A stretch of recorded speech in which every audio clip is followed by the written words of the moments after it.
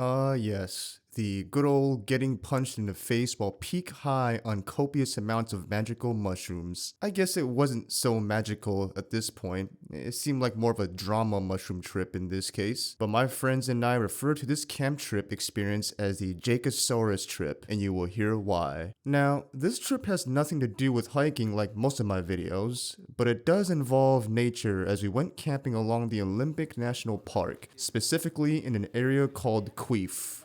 Or I think it's called Queer. No, wait. Queats. It's called Queats. Yes, that's the name, Queats. Which to me is a hidden gem of a campsite. Definitely highly recommended to camp here at least once, especially if you're a big camper. There was a beautiful creek that flowed right next to us. We were surrounded by trees and a bunch of trails. It was in the middle of summer. The weather was perfect. And there was a shared porta potty with a juicy glory hole and at least a COVID amount of toilet paper rolls. So, not bad at all. At least I didn't have to take a dump in the middle of the woods and wipe my ass with a leaf or a frog. And I should preface this that the main reason why we even chose this queef spot in the first place was because all the other popular camp spots were taken along the shore like Ruby Beach, Claylock Beach, Gay Beach, my favorite beach. All the beaches were booked up in full. So the six of us young college stupid stoner boys, all of us friends in college, but one person who was a friend of a friend and of the same age as us, named Jake, whom I thought was quite the fellow, but still seemingly mellow at the same time. And honestly, I thought he had a little tism in him, if you know what I mean. Like, I legit thought he was on the spectrum between autism and Asperger's, or even both. Hell, I wouldn't bet against him being a little downsy, if you know what I mean. Yes, I know that sounds a bit harsh, but perhaps as the story progresses, you and I will see eye to eye on the strange creature of a human being. So, anyway, continuing on, the six of us found our way to the nearest ranger station over at the Ozempic National Park.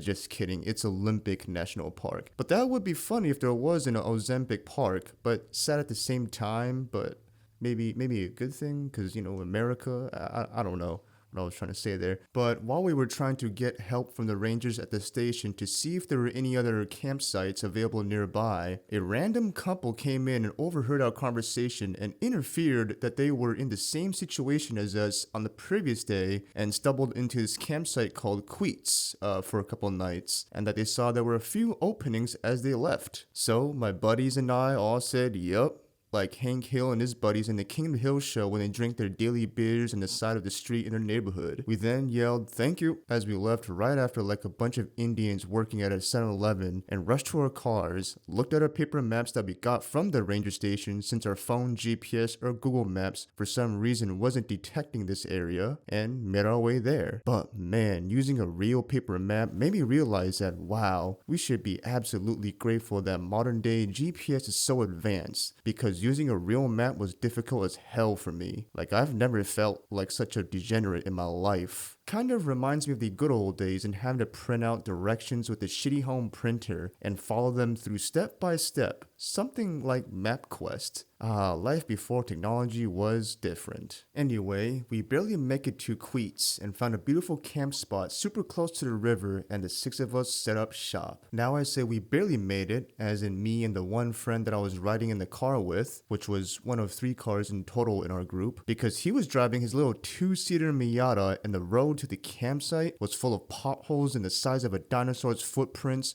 with huge rocks scattered around. It felt like we were going no more than 1 mile per hour through the road to the campsite, and I was legit scared at times that the car might break down or a wheel might come flying off. But hey, slow and steady wins a race. Or maybe not win, but at least we get through the finish line in one piece. So, after we set up our tents, food stuff, and jerked off together in a circle where I came first. I'm just joking, we didn't jerk off together. Or maybe, I don't know, who knows, right?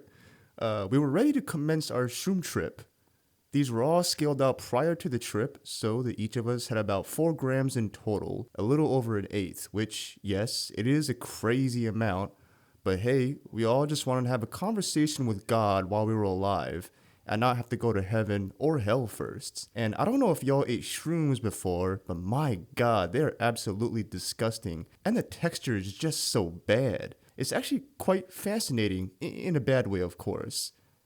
Texture-wise, it feels like eating soft, tiny pieces of wet, stale twigs that came out of an elephant's asshole. And as for the taste, I'm not exactly sure how to describe the taste, but the closest thing I can think of is if an old gym bag that was filled with dirty and sweaty clothes that were marinating inside for 2 months straight and all of a sudden became edible, and you had to eat these rotting, sweaty clothes for survival, then that's how these shrooms would taste like. Okay, maybe that was a bad analogy, but that kind of brings me to my point that it's just one of those things you'd have to try for yourself. If you're up for a trip, of course. I feel like most people in life should try shrooms at least once in their life, which is pretty ironic of me to say this because this story that I'm telling you kind of shows the opposite. But okay, you'll see or hear. So, we eat these shrooms with some Cadbury milk chocolate. Specifically the fruit and nut flavor, which is one of my favorite chocolates of all time, by the way, mainly because of its nostalgic connection to chasing down the shrooms with it, and also eating it as a kid a bunch. I guess I always thought of Cadbury as a luxury gourmet chocolate as a child, but now as a grown adult, I'd say they're just very mediocre at best. Not good, but not bad either. And they're pretty cheap as well.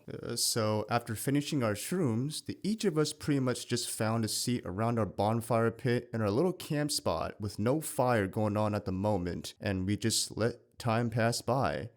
And we didn't have a fire going on because we thought maintaining the fire while on shrooms would have been too much work for us, which honestly it would have been.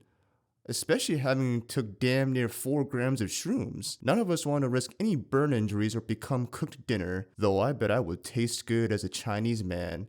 Hell, I'd probably taste like a Michelin star and James Beard award-winning dim sum. Maybe. So, eventually, after about 40 minutes, the shrooms kick in full force. The colors around us seem to glow more. Trees looked like as if they were breathing and trying to talk to us. My body felt like jelly. We were constantly laughing at stupid jokes every 5 seconds. Hell, it felt like I burnt a few thousand calories from the amount of laughing I did. I swear I even cramped up in my abs at times from laughing too hard. And of course, every time I take shrooms, I always end up throwing up. So I went to the shared porta potty and did my thing. At this point in my life, it's become a norm for me to puke while on shrooms. So my trip wasn't totally ruined by it at all. Of course, I wish I didn't puke at all. It's just that shrooms just don't ever sit well in my stomach. But hey, can't always be worse, right? Wink, wink. And well, this is where things get interesting. Now, going back to that one friend of the group, Jake, or like I said before, he was more of a friend of a friend, started acting quite strange. Like his autism started going full force, going beyond the spectrum, or as if his Asperger's syndrome was becoming an ass buffet syndrome. Assuming he was diagnosed, of course. He was suddenly laughing as if he was a pterodactyl dying from anal rape by a group of hungry gorillas. It was quite the disturbing sound that was emitting from his attempt of laughing. It sounded like, or something like that. Oh my god. Sorry that you guys had to hear that, but I'm not sorry that you had to feel that, okay? But me and the 4 other guys witnessing this semi-hysterical situation kind of just laughed it off and didn't think much of it at first. But boy, we should have. Then eventually, one of the friends in the group semi-comedically commented on Jake's dinosaur-like laughter. Hey, that's a Jake-a-saurus in his natural habitat. To which we all started dying again from laughter, to which Jake continued that same laughter of a dying dinosaur. Then after about 20 minutes of laughter, he suddenly stopped laughing and started sputtering some crazy nonsense, damn near yelling at the top of his lungs, like as if he was a famous black preacher giving an intense Martin Luther King Jr. kind of speech to a giant church full of Scientologists and satanic cult members on a Sunday service. He even kept saying the N-word, and he's not even black. But we do have one black guy in the group, ironically. And the rest of us kind of looked at each other real quick, almost in kind of a panic. and then we all attempted to quiet him down. It's almost as if we witnessed him becoming possessed by some demon in the woods like the exorcism, and we would need a priest to compel his sins soon. But soon after, Jake actually quieted down momentarily and talked in an indoor voice, but then raised his voice again seconds later for no reason. The volume of his voice acted like a very wavy and chaotic roller coaster, with some mellow points but some crazy points as well. At this point, our camp neighbors were definitely hearing this man scream like a damn tweaker high on crack in the middle of downtown. So, trying to be somewhat decent human beings, we went over to our neighbors and apologized and offered firewood, food, drinks, hand jobs, and free glory hole time in the shared porta potty as an apology. Just joking, we didn't offer any, hand jobs or anything like that, like prostitutes. But we just felt bad for the neighbors who came to get away from the noise of the city to be in the nature, but now had to tolerate this crazy man that we brought into the campsite. Oh boy. At this point, one of the friends in the group that was witnessing all of this, named Kevin, who we all refer to as Black Kevin, because his name is Kevin and he's that one black guy in the group, just decided to chill in his own car to hopefully mute the noises coming from Jake, which honestly was not a bad idea at this point. And yes, Black Kevin was one of the drivers who drove his own car as well, which I believe was like a Toyota 4Runner or something like that. I don't know why I'm giving you this info. It's probably too much info and it's not really that important. But anyway, so Jake was still tweaking and acting like he belonged in an insane asylum. At one point, he chugged a bottle of Gatorade, put it on a stool right next to him, and tried to do a spinning back kick on it, which he missed at first, and then tried again, and eventually hitting it with a very ugly spinning back kick like on his third or fourth try. The amazing part was that he actually chugged a bottle of Gatorade, which I can't do when I'm on shrooms. I don't even want to chug anything or eat anything when I'm high on shrooms. But anyway, right after he did a spinning back kick on it, he yelled on the top of his lungs again, to then we tried to quiet him down again. We tried to praise his spinning back kick skills in hopes of calming him down. Like, oh my god, that spinning back kick was so goddamn beautiful. It would have knocked out a freaking Godzilla. Then another friend of the group named Clay, who was also another driver of his own truck as well. Again, that's probably too much information that I even said that, but whatever. But Clay actually stood up with frustration and cussed Jake out pretty bad, to which Jake became angry and picked up a ball of dirt and pebbles and threw it at Clay's face. And, of course, Clay was not happy about this and stormed away towards the trail further out of the camp spot. Then the other two guys in the group eventually left as well, not wanting to tolerate Jake's little crazy episode, leaving me there all alone with Jake, one-on-one. So, this is where I tried stepping up for the team, and well, this is where keeping it real goes wrong. So I went up to Jake while he was yelling again, tried to comfort him and talk to him with a very calm demeanor, and nicely told him to calm down, that I'd be happy to give him a beer or some weed or a hand job in hopes of calming him down. Just kidding, I didn't offer any hand jobs. But then I told him that all of our neighbors in the whole campsite might report us and we can get in deep trouble if he doesn't settle down. But I should have known. Jake was just not there at all. It was a whole nother dark personality that had taken over his body, like as if he was having a crazy schizophrenic episode, because he looked at me wide-eyed, quiet for a few seconds, and I stared back in confusion but in somewhat relief at this silence. And then, BAM! He sucker punched me in the face out of nowhere, and my glasses flew out of my face like 10 feet away, and I stepped back for a few feet from being off balance from the punch. I wasn't hurt, not wobbled at all. I was just in complete, utter shock. It wasn't a crazy powerful punch at all, to be honest. Like I said, I was just in complete shock. But then I reacted, slowly becoming nearly blinded with rage, and yelled at him, "What the fuck, dude? You just fucking punched me, you bitch!" To then which he hurled towards me with anger in his eyes, and at this second I knew how to defend myself. So I punched him with a right hook to his head with all my might. BAM! He backs up. To then which he reacted, "Oh, that's right, you're an MMA fighter now, huh?" To then which I responded, "Yeah, come on, let's go. And when I said let's go, I really meant that I was ready for a fight at that time. I got into my stance and was ready for war. And no, I'm not an MMA fighter, but I was dabbling into boxing at the time, to which I eventually competed in amateur boxing.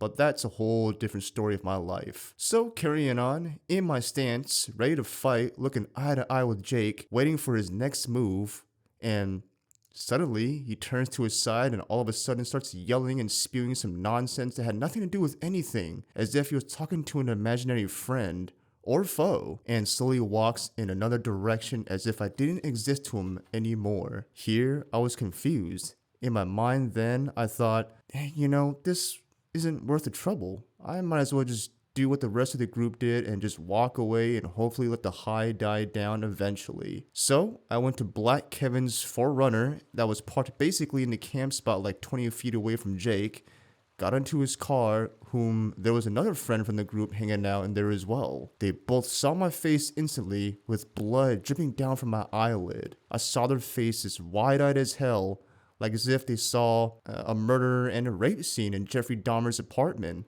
and reacted, "What the fuck happened, dude?" So I told him that I got sucker punched in the goddamn face by that gremlin of a motherfucker Jake. What does it look like, you motherfucker? And I remember being so mad that I actually cried hard in front of them, like I was bawling up. Tears were running down my face like the Niagara Falls, and my two friends in the car were just silenced, staring at me, not knowing what to do. And man, this was hands down the most mad I've ever been in my life. Like, no moment in my life has ever came close to how angry I was in this exact moment. The only other moment that came close to this level of anger was when I watched Aquaman in the theaters of 2018, the one starring Jason Momoa. And God, that movie sucked so bad that I damn near stormed out the theater in the middle of the movie. But that's a different story. But yeah, I guess the main reason why I was so mad was because I just really wanted to whoop Jake's ass. But me being super prideful, I know trying to fight and beat him up was a wrong thing to do, especially in that situation. And I'd rather have a fair fight when we're both sober. To do a one-on-one fight with him in the ring, both of us laced up with some gloves, and not fight some tweaked out high dude. I almost felt like Charlie Murphy when he got punched by Rick James in the forehead, as he talked about in his famous Hollywood Stories episode of Chappelle's Show. If you know, you know. Hell, I remember a week later after this camp trip, I asked him if he wanted to come spar with me a few rounds, to which he agreed, but he never made it to the time and location. Now that I think about it, I kind of regret not whooping his ass on the spot. But who knows what would have happened after that. But whatever, the past is the past, right? But eventually I came to my senses, stopped crying like a little bitch, and eventually got out of the car to get some fresh air and met up with Clay and the other friend, who were both at a good distance away from from our camp spot near a trailhead, and we're just chilling on a big log they found, drinking a beer together. And of course, they both had the same reaction as my other two buddies in the car earlier when they saw my face, to which I told them about the incident, but in a more calm demeanor this time. And no, I didn't cry again like a little bitch this time. So now we're all together, a good distance away from Jake, probably about 40 meters away, and we discussed what to do with him now. We initially planned out a scenario to have one of us distract him while I come from behind him and choke him out and put him to sleep, but try not to kill him in the process. But then there was a case in which he might wake back up and resume his little schizophrenic episode a little bit more violently, probably. Or of course, me getting too carried away with my revenge and killing him in the process of choking him. We also suggested in having the friend of the group that invited him or / brought him, the one that I rode with that drove the 2-seater Miata, we suggested having him drive Jake back home right away. But of course, that probably wouldn't be a very fun and safe drive home with this possessed man in the passenger seat. So we agreed that it was best for him to have Jake calm down first before taking him back. He promised to take Jake back home in the morning of the next day, and we all agreed that this was the best move. So we kept on brainstorming and coming up with ideas on how to suppress him and stop him from being such a menace to our whole entire campsite. But none of the ideas were plausible, and in the end, we just decided to let time pass by and let his shroom trip die down. Or at least we hoped his high would come to an end eventually. To pass the time, we decided to just go on a walk through a little trail along the creek and chill out. And at this point, we all pretty much sobered up from the whole freak out, like as if we were no longer high anymore. I mean, Jake just pretty much killed our high. But right before we started the trail, two of my buddies who were on the same page wanted to get high again and decided to grab some more weed and beers at our camp spot where the great Jake-a-saurus was prancing and singing around, and they were able to accomplish the mission. However, when they returned back to us at the trailhead with the weed and beers, of course, they both looked like they witnessed a bunch of gremlins having an orgy. They apparently witnessed Jake pull his penis out in front of them,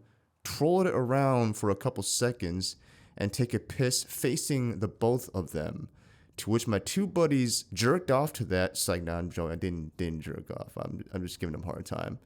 But they just turned around like as if they saw the sunlight beaming too bright into their faces. So once he was done taking a piss, the two buddies quickly went to snatch some weed, my bong, some beers. However, in the process of grabbing them, they saw Jake pick up his phone and throw it far into the river creek like a Hail Mary in a Super Bowl football game, and continue to talk to himself like an erratic tweaker high on PCP. However, again, another issue was raised before we began the trail. Who was gonna watch Jake in case he does something even crazier like destroy our cars or freaking even kill our neighbors? Well, one of us five stepped up to the plate and decided to stay behind and watch him like a true soldier, and his name was Nathan. Shout out to Nathan for taking one for the team. So now just the four of us go on this little trail for a little stroll and get back to our normal zen mood. We stop next to the river creek, load the bong, smoked a bowl, chugged a couple beers, and even managed to crack a few laughs and jokes, almost forgetting the whole Jake situation, but not quite. Of course, we were still in awe and confusion with Jake, but what's happened has happened, and I guess it could be worse, right? At least that's what we kept telling ourselves. So we chilled and slowly walked on the trail and creek for what felt like an hour, and proceeded to head back to our camp spot as it was now getting dark. As we got closer to our camp spot, we see Nathan just chilling on a chair a few feet away from Jake, who was now sitting down, staring into the bonfire that Nathan must have started while we were gone. Nathan sees us returning back at a distance and approaches us and whispers to us that Jake has chilled out all of a sudden and started smoking his own cigarettes. To which we all become somewhat relieved because we took that as a sign of him coming back down to Earth from his trip for some odd reason. So we all slowly returned to the camp spot and even grabbed the materials and snacks to make some s'mores with and just munched in silence, almost anticipating Jake's next moves. We even managed to cook some real food, mainly hot dogs and burgers, and get some calories in. As we all cooked and ate in silence, making little awkward comments about the food here and there. Comments like, "Oh man, this hot dog is burnt to a black crisp. Just how I like it." Then suddenly, Jake looked up at me and opened his mouth and said his first words in normalcy. Or back to his original self. I don't know if he was ever normal. Like I say, he might have had a little, autism or, Asperger's. But anyway, he said to me, "Sorry I pushed you earlier." To which I responded, "Yeah, no problem." I honestly didn't know what else to respond with at that point. I just didn't want any more trouble. So I just responded with something simple and easy. Then Nathan, the man who stayed behind to watch him for a while, commented on top of that. "Yo, shrooms is hell of a drug, huh?" Yeah, I'm not really good with impressions, as you can already tell by now. But anyway, Jake responded to that. "Yeah." And yeah, Jake still looked a bit off. I guess more ashamed if anything, but at the same time, carried this somewhat uneasy yet focused look on him as he was smoking his cigarettes, just looking into the fire the whole entire time. So afterwards, we all just chilled around the bonfire in silence, enjoying the sounds of the nature at night. Everything around us seemed to be going to sleep. The river next to us appeared so calm that it looked like it stopped flowing, I was no longer gay, my autism was cured, and everyone seemed to be at peace. Eventually, one by one, everyone went to their tents and fell asleep and probably jerked off before that, and except me, who somehow fell asleep on the chair next to the bonfire. But then I eventually woke up in the middle of the night with the fire out because it also was getting really cold, and I went to my tent to sleep for the remainder of the night.